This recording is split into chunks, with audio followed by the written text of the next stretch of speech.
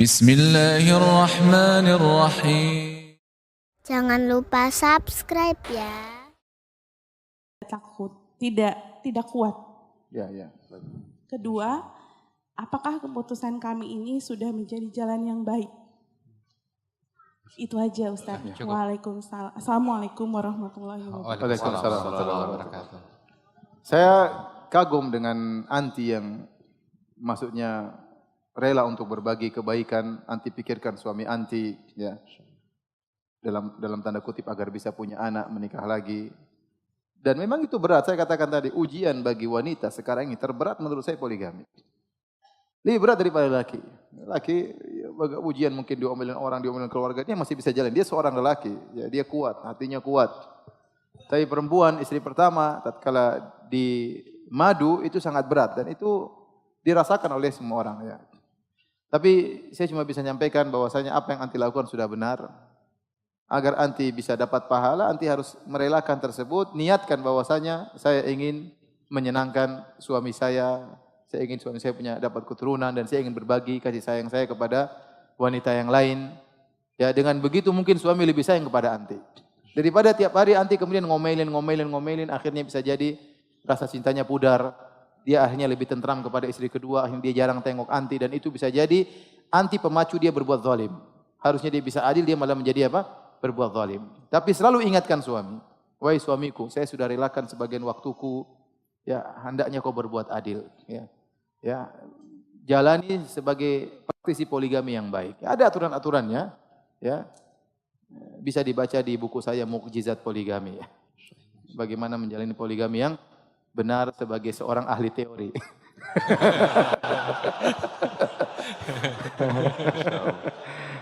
Karena di antaranya misalnya seorang suami, kalau dia berpoligami, dia selalu menunjukkan bahwasanya istrinya dia yang paling cintai. Dia harus pandai, bahkan bersandiwara dalam hal ini, bahwasanya istrinya yang paling dia cintai. Kalau dia lagi istri pertama, istrinya yang paling dia cintai. Dia tidak boleh cerita sedikit pun tentang istri keduanya. Tatkala di istri kedua, dia harus juga menunjukkan istri kedua yang paling dia cintai. Ya. Begitu agar dia bisa menjalankan roda poligami dengan baik. Bapak banyak begini. Jadi ya saya kagum dengan anti, tinggal anti lanjutkan, ya jangan sampai salah langkah. Kebahagiaan terkadang tidak sesuai dengan yang kita inginkan. Terkadang Allah memberikan kita bagian dari sisi yang lain. Dan di balik ujian tersebut pasti ada hikmahnya. Yang penting anti jalani dengan baik. Wallahu a'lam bishawab. Masya Allah. Mohon maaf Ustaz, ada beberapa pemahaman yang berjalan di masyarakat nih Ustaz mengenai syariat poligami. Ada yang berdalil dengan Rasulullah tadi, selama dengan Khadijah hanya satu istri. Jadi bilang selama istri pertama belum boleh poligami. Dan ada juga yang... tunggu meninggal dulu? Iya, wallahu a'lam alasannya kemana. Itu bagaimana pendapat seperti itu Ustaz? Rasulullah SAW dia tidak berpoligami, para ulama sebutkan. Karena sebab-sebab yang besar yang ada pada Khadijah. Ya. Kalau anti mungkin seperti Khadijah mungkinlah ya. Tapi lihat Rasulullah SAW tidak ingin menyakiti Khadijah. Kenapa? Rasulullah SAW ya waktu Rasulullah membela Khadijah, kata Rasulullah, "Saddaqatni id kadzabani an-nas." Khadijah membenarkan aku tatkala orang semua mendustakan aku. Wa wasatni bimaliha id haramani an-nas. Khadijah membantu aku dengan harta seluruh, dia saudagar kaya raya, sementara orang-orang tidak ada yang membantuku untuk berdakwah. Seluruh hartanya untukku. Ya. Kemudian aku mendapati anak-anak, semua anak-anakku dari siapa? Khadijah. Dulu siapa teman curhatnya Nabi? Khadijah radhiyallahu anha. Kalau Nabi pertama kali dihina, dimaki-maki, dimusuhi oleh seluruh kampungnya, yang jadi teman bicaranya siapa? Khadijah. Ya. Maka ini yang membuat kata para ulama, Nabi tidak sampai hati mengapa? Mempoligami Khadijah. Ya. Tetapi setelah Khadijah meninggal dunia, kemudian Nabi berpoligami karena Nabi sudah jadi pemimpin negara, kemudian banyak maslahat-maslahat yang dia lihat, maka kemudian Nabi membuka pintu poligami sampai dia menikah 9 wanita. Maka saya katakan tadi, di depan seorang laki dua pilihan. Ya. Kita tidak usah mencela orang yang poligami dan kita juga tidak mencela orang yang tidak poligami. Banyak mungkin dia takut yang syar'i tadi. Ya. Atau dia tidak mampu secara ekonomi misalnya. Atau dia di bawah ketiak istrinya misalnya, tidak berkutik misalnya, banyak hal. Ekonominya mungkin tidak mampu, ya. Yang jelas, ya lelaki mau poligami. Ada contoh, Nabi pernah contohkan, dia tidak poligami juga pernah Nabi contohkan. Tapi tidak boleh wanita kalau menuntut semuanya harus tidak poligami karena Nabi toh mencontohkan yang ada poligaminya juga. Wallahu a'lam bishawab. Masya Allah, barakallahu fiik. Kita ke brothers lagi ya. Ya, silakan. Brothers silakan. Antum Antum, ini. pilih. Antum, Masya Allah. Dapat WA? Enggak kan? Boleh silakan. Baik. Baik, dan harapkan langsung ke inti pertanyaan Iya, ya. langsung ke Silakan. inti pertanyaan. Assalamualaikum warahmatullahi wabarakatuh. Waalaikumsalam. Jazakallahu khairan atas ilmunya. Semoga Ustadz dan keluarganya berkah Allah Ta'ala. Amin. Amin, amin. Yang saya mau tanyakan Ustadz, kan fitnah terbesar seorang laki-laki itu kan adalah perempuan kan. Iya. Berdasarkan hadis-hadis yang sahih gitu. Iya. Nah, apakah yang sepemahaman saya bukan nggak ada seorang sahabat yang dia juga nggak berharta tapi dia poligami gitu. Karena kan fitnah yang karena besar ini perempuan, kita tahu bahwa ada yang seorang mujahid bahkan hafiz Al-Qurannya tergoda fitnah wanita gitu. Apalagi kayak di zaman saat sekarang ini gitu. Maksud saya apakah tidak ada celah bagi seorang laki-laki yang harus dia mampu secara harta gitu, dia harus berpoligami gitu Ustaz. Karena di kalangan orang bawah ini ada yang dia tukang ojek atau apa, naujubil min dzalik, maksudnya bahkan dia jajan-jajan di luar gitu lebih utama kan gitu kan. Baik. Jadi apakah ada celah seperti itu untuk orang enggak, karena setahu saya juga kayak Ustadz Nuzul pernah bilang yang mampu itu mampu secara seksual juga itu kan gitu, ada bukan mampu secara ekonomi tapi ada ikhtilafnya ulama mampu itu secara seksual gitu ya. Baik. Kalau mampu secara seksual semua orang mampu. Paham? Makanya dia mengatakan ya ma'syarul syabab man istata'a minkumul ba'a. Barang siapa yang kalian mampu, itu bukan maksudnya mampu seksual karena para pemuda semuanya apa mampu seksual, tapi itu dimaksudkan kepada selain seksual mampu ekonomi. Ya. Dan bukan berarti seorang kemudian tidak punya harta tidak boleh menikah. Selama dia mampu bekerja, dia tidak punya modal tapi dia punya pekerjaan dan dia bisa mengayomi istrinya, silakan. Ya. Silakan. Ya. Nah, seperti Abu Bakar radhiyallahu anhu, dia menginfakkan seluruh hartanya. Dia bisa, meskipun infak seluruh hartanya, dia bisa mencari harta lagi. Sementara sebagian sahabat ingin menginfakkan seluruh hartanya, Nabi larang, jangan. Karena orang beda-beda. Orang beda-beda. Maka kalau ada orang misalnya, dia mungkin harta tidak banyak, dia ingin menikah dan dia sampaikan kepada calon mertuanya ridho. Kamu modalnya apa? Enggak ada Pak, saya cuma punya motor. Terus, insya Allah saya berusaha. Insya Allah Pak, Bapak percaya sama saya. Ya kalau dia mau ya silakan, enggak ada masalah. Ya. Tapi tatkala nikah saja harus dipersiapkan ekonomi, ya. Bukan berarti harus kaya raya maksud saya. Antum tidak harus punya rumah tatkala nikah. Saya juga nikah enggak punya rumah. Yang penting bisa sewa rumah. Karena istri nikah mau taruh di mana? Mau taruh di bawah kolong jembatan? Enggak, kan harus ada uang untuk sewa apa? Rumah. Ada uang kendaraan, mungkin enggak motor sederhana. Yang penting bisa kasih makan istri. Antum punya jaminan entah kerja entah apa bisa makan istri, tidak harus punya rumah mewah, tidak harus punya, maksudnya demikian untuk menikah. Nah, kalau tatkala menikah pertama harus diperhatikan masalah ini, apalagi nikah kedua dan ketiga dan seterusnya. Karena tadi ada sebagian orang, dia meskipun dalam ekonomi pas-pasan, dia bisa poligami. Istrinya bisa dia didik, istrinya hidup sederhana. Dan sebaliknya ada yang menikah dengan istri kedua, hancur. Dan itu kejadian. Kenapa? Dia tidak mampu mengayomi istrinya. Istrinya kedua, istri keduanya punya gaya hidup sendiri, style sendiri yang tidak mampu ikut irama istrinya. Akhirnya buyar. Ini terjadi.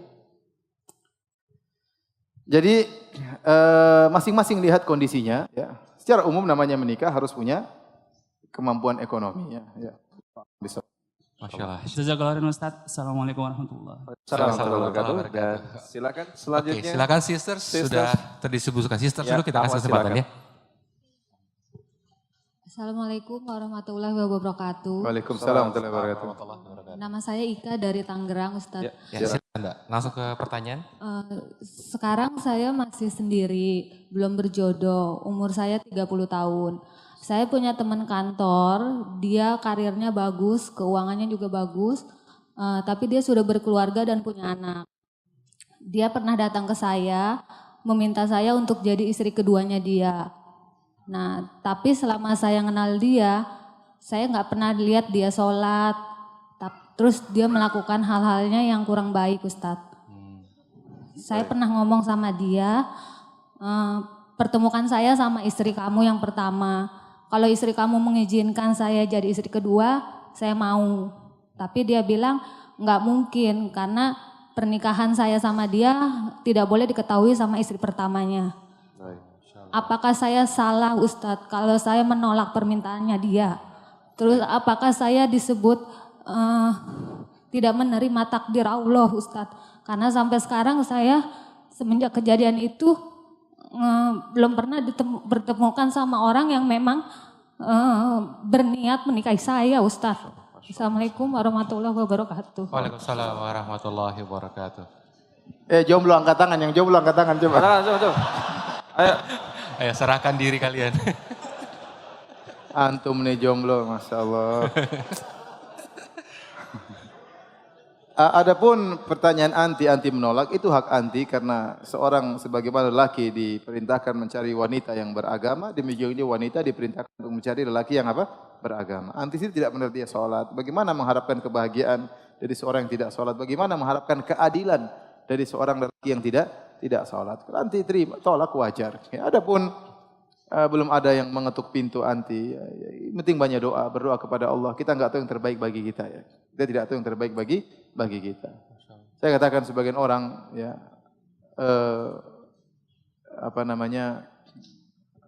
sedih karena tidak ada yang meminangnya, hidup dalam kesendirian, dia menangis.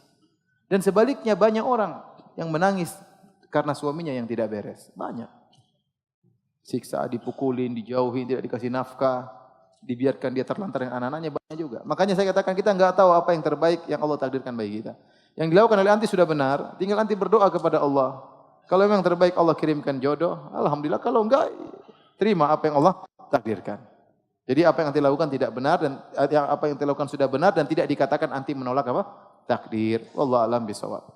Masya Allah. Semoga Allah Dari mudahkan dua, urusannya. iya semoga Allah mudahkan bagi sister kita. Dari dua penanya sister Said ini Ustaz, ada satu keyword yang sama Ustaz, izin istri pertama. Itu emang syarat atau gimana? Tadi gak terbahas sepertinya. Apanya?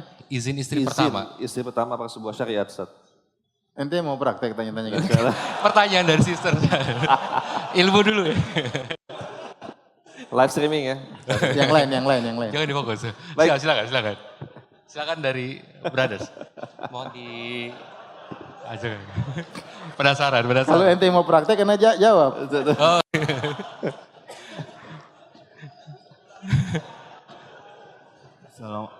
Ya, silakan. Assalamualaikum warahmatullahi wabarakatuh. Waalaikumsalam warahmatullahi wabarakatuh. Ustadz, saya mau bertanya mengenai substansi atau isi dari implisit surat An-Nisa yang Ustadz sebutkan tadi. Itu sebenarnya kan Ustadz saya sampaikan bahwa ayat itu diturunkan saat sahabat memiliki istri lebih dari 4 ya Ustadz. Iya. Nah, sebenarnya implisitnya itu apakah surat itu menyariatkan untuk menambah atau mengurangi Ustaz? Syarat tersebut sedangkan di banyak sisi lain para sahabat di hadis-hadis yang lain bahwa kayak banyak istri itu lebih baik gitu. Baik, terima kasih. Ya. Cukup ya. Terima kasih. Baik, silakan. Jadi syariat itu turun untuk mengatur bagi orang yang istrinya lebih 4 agar dikurangi jadi 4. Karena kebahagiaan tidak bisa diraih dengan menurut kadar manusia yang normal kecuali dengan istri yang 4 ya. Kecuali Rasulullah SAW itu lain cerita. Dan mengatur bagi orang yang belum menikah, jika dia ingin berpoligami, maka maksimal cuma 4. Kalau dia takut tidak adil, maka cuma 1. Jadi kondisinya demikian. Kebetulan tatkala ayat itu turun, ada sebagian sahabat yang istrinya lebih 4, ada sebagian sahabat yang belum nikah. Maka bermanfaat bagi dua golongan ini. Paham ya? Masya Allah. Baik. Cukup aja. Silakan sister Said lagi, sister Said dulu ya. Udah ada. Siap? Oke, silakan. Assalamualaikum warahmatullahi wabarakatuh. Waalaikumsalam warahmatullahi wabarakatuh. Silakan langsung ke pertanyaan. Ustadz, saya mau, Ya. Silakan. Silakan, masalah di teknis kah? Oke, kita ke brothers dulu ya. Ya. Tolong panitia dicek dulu, dibantu dicek di belakang ada apa. Silakan, Bro. Antum. Silakan, Pak.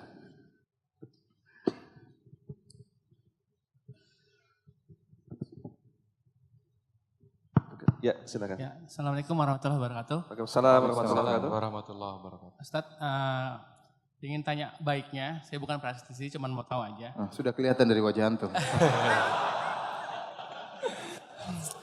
Apakah, apakah sebaiknya poligami itu satu atap dua cinta apa tetap beda atap gitu? Itu yang pertama.